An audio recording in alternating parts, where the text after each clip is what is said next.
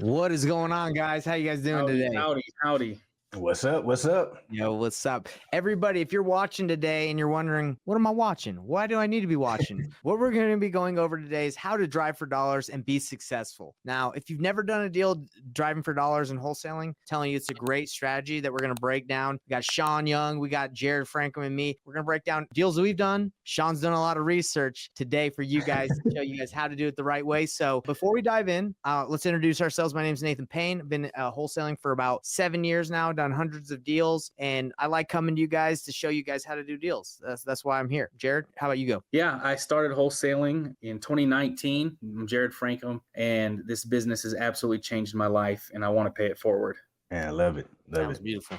Indeed. How do you follow that one? Hey guys, I'm Shaun Young. I'm here in Atlanta, Georgia. Been in the business now a little over 10 years. Done hundreds of wholesale transactions, creative deals. I now own and operate a virtual assistant company that helps people do the exact same thing and mimic my success. I love it. Well, guys, let's dive right in. This topic is juicy. It's a good one because I know I've done a lot of driving for dollar deals. I know Shaun and Jarrod has, but how about Jarrod? How about you take the lead on this one? Tell everybody that's watching this, what is driving for dollars, especially if they don't have any idea. Yeah, so driving for dollars is where you get in your car or your skateboard. We can talk about that in a little bit, but you look for beat up properties, stuff that needs some love, something that's a little bit different than the average house. And you make a list of all these beat up houses and you start marketing to them. And it's a phenomenal list because we know there's 4 pillars of pre-qualification, right? There's the timeline, there's whatever's the motivating factor, why they need to sell. There's condition and there's price. And the beautiful thing about driving for dollars is one of these 4 pillars of pre-qualification is already confirmed. We know that there's a condition challenge. So there is some reason why. And what I love about driving for dollars is the outside of the property in general. The condition on the outside is a reflection, a delayed reflection of what's going on the inside. So if you see things like trash, overgrown, falling down gutters or busted windows or something, that is just an indicator of what's been going on the inside for much longer because our human activity is on the inside of the home much more than is on the exterior. So in many cases, not every time, of course, but in many cases, we'll see these properties and they're an absolute glowing beacon of this property needs some love. There's a story here and let's uncover it. I'd like to write down a little bit what you're saying so people can kind of take notes and stuff. But you said, what are some things to look for? Because you said conditions. So let me write down what to look for. So what do you got? Okay. Yeah. So busted windows or boarded up windows, tall grass, piled up newspapers or overflowing mailbox. There could be cars or vehicles or car parts or tires in the yard or on the side of the house, aging or a roof that's missing shingles if you've got a composite roof, or a dented or beat up metal roof or whatever roof it is in your part of the country. Right. And in Texas, this is a tip about Texas. I don't know if it's that way across the country, but there's a green slip that they'll hang in the mailbox to show that the property's vacant. And so if you see that as you're driving, you realize, oh, this house is vacant. There's something here. Why would a home be vacant? There could be falling down gutters. There can be peeling paint. There can be just homes that look tired, like they were built 50 years ago and never looked after again. They could have the grass mowed. They could be taken care of, but the home just looks exhausted and in need of a makeover. Yes, right. Sir. What about you, Shaun? You got anything else? Those are all great distress signals. 100%. When you go out there to look for those signs of distress, Jarrod made a great point. However, I want to back up one step right before that. Make sure that you guys plan a route. Plan your route, understand where you want to go and sort of map it out. Even if you don't have any tools, there are tools like Deal Machine, PropStream that you can use that'll track your driving route. But if you don't have that, just, try to use a map of some sort and plan it so that you're not all over the place, not knowing where you've been. That'll definitely help you when you're out there looking for all those signs of distress. Huge. That is huge. I've done this when I was new. I would drive neighborhoods. I'll be like, I think I've been here before. I can't remember. Wholesaling doesn't have to be complicated or lonely. Join my free Facebook group, Payneless Flipping, Wholesaling Real Estate Simplified, where we're building a community of wholesalers crushing their goals. You're going to get access not only to free training, but tools and even one-on-one help to land your next deal. The link is in the description, so don't miss out. Did you guys drive for dollars a lot, like personally, or did you get other people to do it for you? I did both. Yeah, I did both. Dude. And I think that driving for dollars, it's super encouraging for like our listeners out here, especially if you're just getting started or with the low budget. That's the easiest way to take control of your own destiny. Like Jarrod mentioned on a previous episode, I mean, he got on his skateboard. I mean, if you got to get on a bike, it's just about going out there and putting eyes on distressed properties that other people just aren't able to see, or they might not show up on these fancy lists that, we all pay for. So you got on a skateboard, bro? I didn't hear that story. Yeah. So when I started, I had no money. I had negative $200 in my account.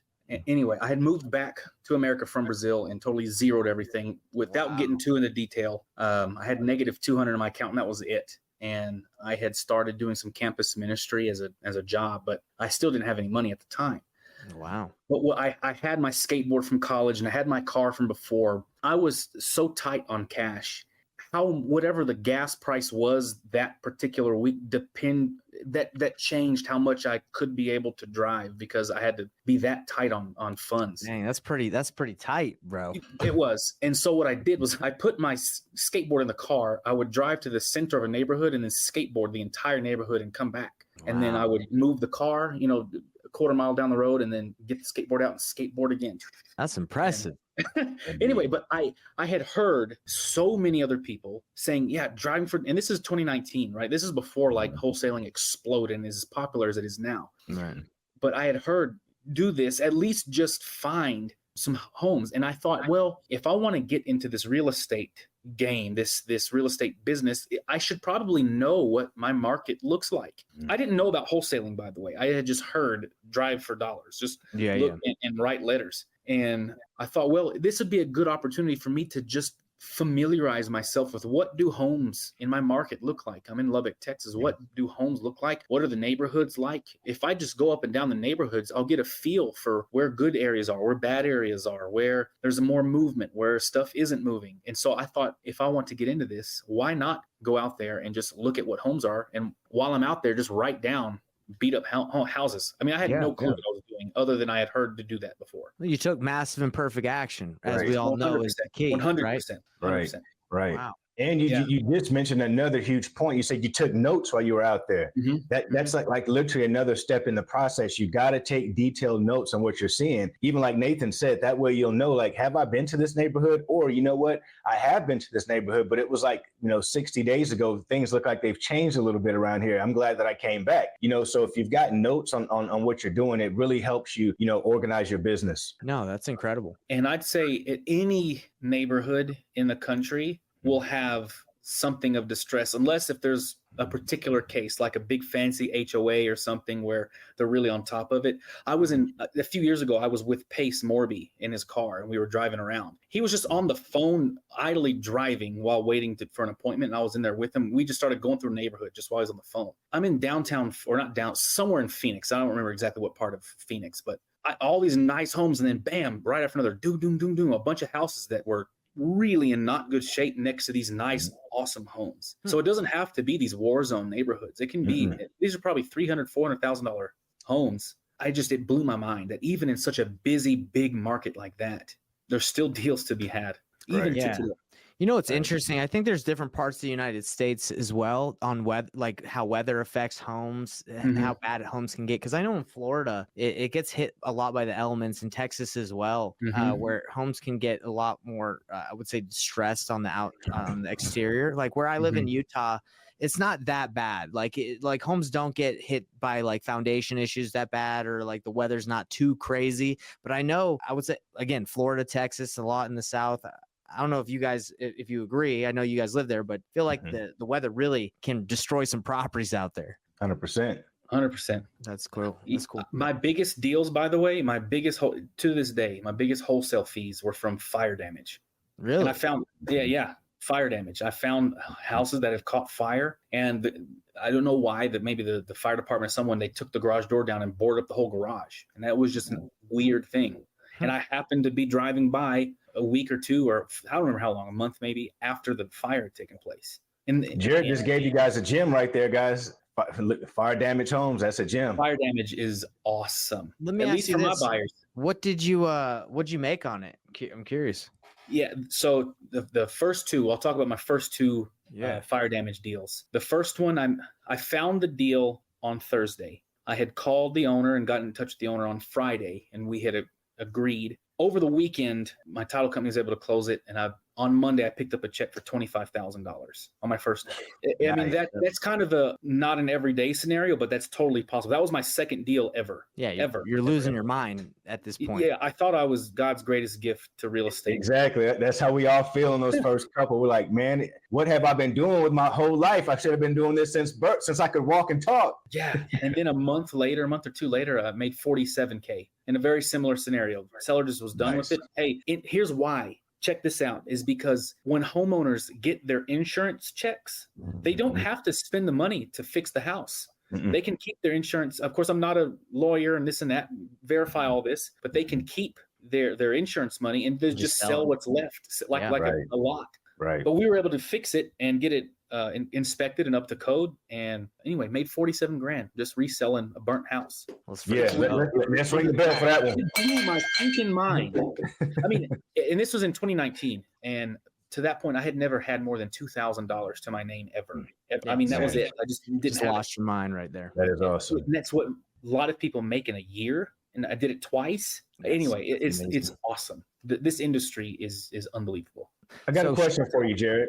I got a question for you. You said that you call the guy. That's super important, I'm sure, for our listeners out here. They're like, okay, now that I've driven around, I've got a bunch of houses and addresses. You just mentioned that you did that deal, and then the next day you called the gentleman. I'm sure our audience would love to hear, how did you actually find that person's phone number? And what is the process that we go through after we, go out and drive for dollars and get this data? What do we do next to be able to find these owners? Okay, I'll tell you what I did. Both of these were not typical cases. The first house, I went to the website truepeoplesearch.com. There you go, brother. I love it. I couldn't find the owner, by the way. All the phone numbers it had for him were wrong. But I looked at possible relatives and called what I figured would be his brother. I got a hold of the brother, who then gave me the actual contact to the homeowner. Nice. That's what you got to do sometimes, man. Right, man. There is no written rule to our business. You have to be creative. You got to really do what it takes for each situation. And do what most people won't. So the second one that I made 47 on, I had tried True People Search. I had tried looking for relatives. I had tried skip tracing, which is where you plug in use a service. You plug in the address and their name, and it'll pop out some phone numbers and mailing addresses. No luck. I went on Facebook and found someone with this name that matched and just sent them a message. Like, hey, I'm totally random. This is wild. I'm not crazy, but would you happen to be related to this property? And they responded and they said, Jarrod, actually, we've had like 13 people come out to look at this house and wanted to sell it, but we were kind of up in the air what we wanted to do. But now we're ready to make a decision. And so since you're here, we'll go ahead and sell it to you. Thankfully, that was one of my earlier deals. But that taught me it doesn't matter how many competitors there are in the marketplace, because there had already been 13 people ahead of me. Right. But they were ready to make a decision when I was in front of them. So it doesn't matter. Right time. It just you right place, right time. And so it pays to be in the right place a lot. So you want to have a lot of marketing and a lot of opportunities. And how do you do that? You take action, right? You can't just sit by and just think it's going to just happen to you. You did it, man. I'm proud of you. Not a lot of people do that. The phone to call strangers. Yes. I know we all grew up hearing don't talk to strangers, but actually talking to strangers is how you get incredibly wealthy. That's right. That's right. Well, Shaun, I know you did a lot of research before this call so we could give as much value as possible. We appreciate you. Anything else that we haven't gone over so far? Guys, I'm going to give you guys 10 steps on how you guys can go out here and be successful with driving for dollars. Okay. Number 1, plan your route. All right. Number 2 is look for signs of distress. Number 3 is use a mobile app like Deal Machine or maybe PropStream to help track your progress if you can afford it. Take detailed notes. Number 4. Number 5, consistency is key, guys. You guys got to do it more than just once. You got to do it more than once. Engage with the locals. Jarrod just mentioned it. He said you got to talk to people. You can't be afraid to talk to people. By him asking questions and sending a message on Facebook, he made $20,000+. Incredible. So once you do get that information, guys, skip trace that information, reach out to those homeowners, send direct mail. These people are very niche list. They're very small. So sending direct mail make sense in those cases. We don't want to send direct mail to, tens of thousands of people, but if we go out and drive for dollars and find a list of, 200 people, that's more affordable. All right. Next is follow up relentlessly, because like Jarrod said, there was 13 other people that contacted that person, but it's a numbers game, and you have to be willing to take action so that you can be at the right place at the right time. Some people call that luck, but us guys know that it's preparation. It's preparation meeting opportunity. Jarrod was prepared. It was an opportunity, and they came together. And last but not least, guys, we got 2 more. Track your results.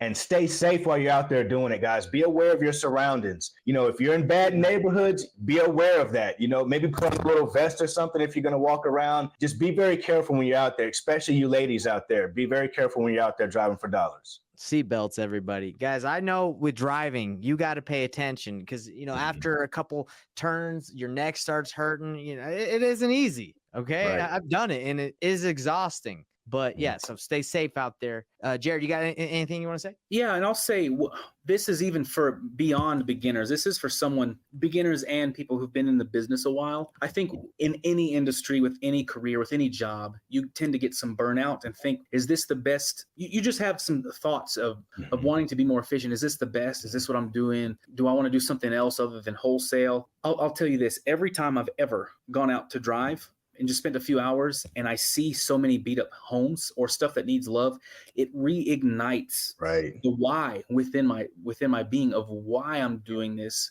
There is so much opportunity. It is not saturated and tapped out and there's no more opportunity. No, it's flooded every single time I've ever gone out. And I've driven for dollars here in Texas and in Phoenix and in North Carolina and Charlotte, just personally. That's where I've lived before. And every single time it reignites the fire within me to really get out there and be active. Yeah, and then what results everywhere is close deals. Yeah, man, it's honestly interesting to see how many distress homes that are out there. It's expensive to upkeep stuff. That's just how it is. And the weather, the elements, that's what happens. Well, guys, I think we've done pretty good at answering the question how to drive for dollars and be successful. You guys have I've been inspired by you, Jarrod and Shaun. You guys have helped me and want to get out there and get in my car right now. Let's go, man. Let's go. And one more tip, guys. If you're asking yourself, well, how many houses should I look at? Try to get at least 200. It's easy. You said 200. Trust me, guys, in a few hours, you're going to see so many properties. So challenge yourself to get at least 200 before you expect results. You'll definitely get results before that. Y'all won't say you'll definitely get anything, but you'll definitely have the opportunity with each one that you pick up. Well, guys, this has been fun. And I guess if you guys have watched this live, please like, subscribe, and hit the bell icon. And if you're watching this later, do the same. We love to give you guys this information, and we'll see you guys next week. See ya. See you next week. All right, so here's your next step, everybody. Join my free Facebook group called Payneless Flipping Wholesaling Real Estate Simplified. If you're ready to take action and close your deals faster, this is where you need to be. You're going to be getting live trainings, free resources, and support all along your way. Link is below in the description, so just click it there. And don't stop there. Watch the next video here to learn more about wholesaling strategies that will help you get your next deal faster. Click it now, and let's keep the momentum going.